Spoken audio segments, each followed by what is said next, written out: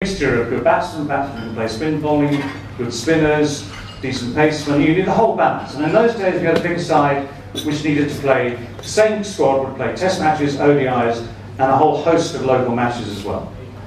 And we hadn't got, I say, the great all-rounder. We hadn't got one of our finest opening batsmen. We took a fellow called Graham Fowler from Lancashire to open the batting. He did remarkably well, did brilliantly down there. And instead of the both, we came up with, at the end of this meeting, about the 8th bottle of claret, some lovely beef and all the rest of it.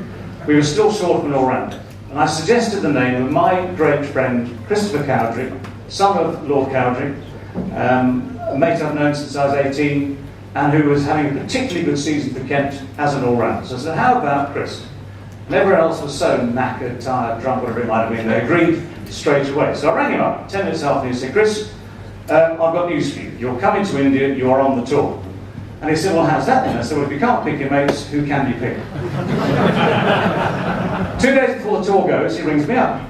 And he says, I've got a problem. I said, what? He said, I've been training. I said, who told you to do that? That definitely hasn't come from me. And he'd been out training. And he'd been out, in fact, one of the oldest players on the tour, which is quite a good idea. You get trained a lot slower that way. And he pulled a muscle at the back of the leg. He pulled a hamstring. And he sort of rings me out and says, look, I didn't know who to speak to. I didn't want to speak to the general selectors because that'd be embarrassing. I just thought, well, you're my mate, you're the captain, I'll tell you. He said, I won't be able to bowl for about 3 or 4 weeks. I said, brilliant. Absolutely perfect. So we got him on the flights, did all that, and we got on the tour. Now, this was a tour, this is a very serious part of it. This was a tour where we arrived in Delhi, October-ish, November-ish, 1984. The night we arrived, about 3 o'clock in the morning, we go to bed quickly.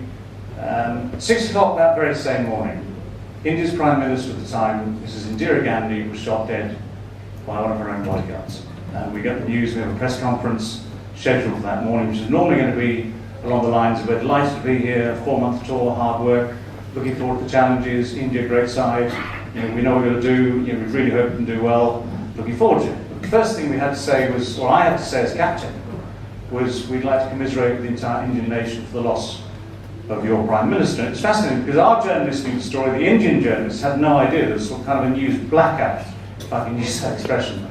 And they went white, if I can use that expression.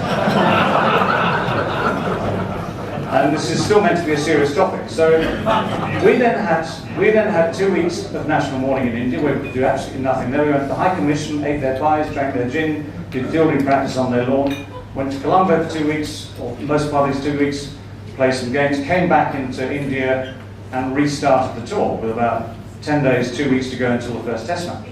We then get to Mumbai, Bombay as it was then probably, and we settle into that famous Taj Hotel, which is brilliant, and we have one of those things that they call official functions. We have what's known as official function with the Deputy High Commissioner in Bombay, a fellow called Percy Norris, and his family at their residence.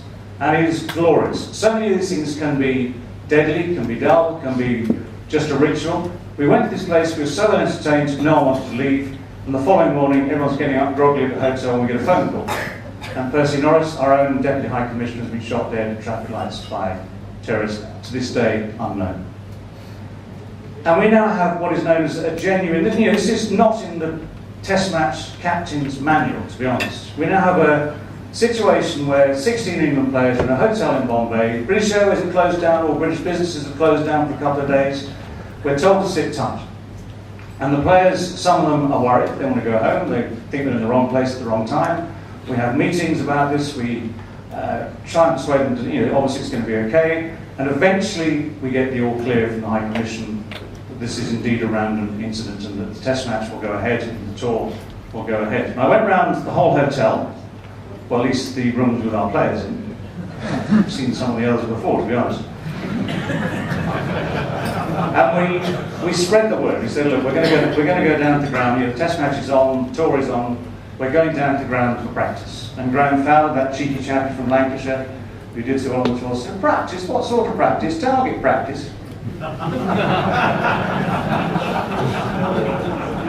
Under circumstances like this, the achievement never goes amiss. And we get to the morning of the game, and we're now a little bit more relaxed, but there's still a tension around.